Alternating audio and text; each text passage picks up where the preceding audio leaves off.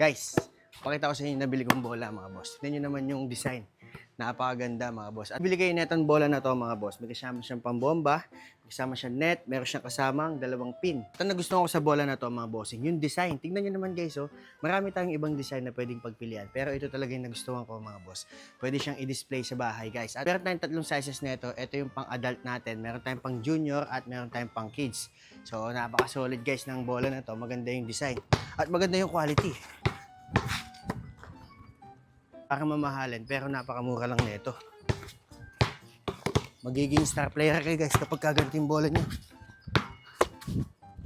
Pag darating kayo sa court mga boss, tapos ganito yung bola ninyo, talagang mapapatanong sila guys kung saan nyo ito nabili. Dahil tingnan nyo naman design mga boss, napaka-solid.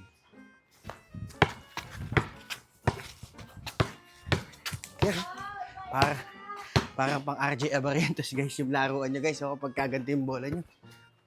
Yan mga boss, kung gusto nyo bumili ng gantong bola, magandang bola guys, magandang design, check nyo to sa yellow basket natin. Salamat!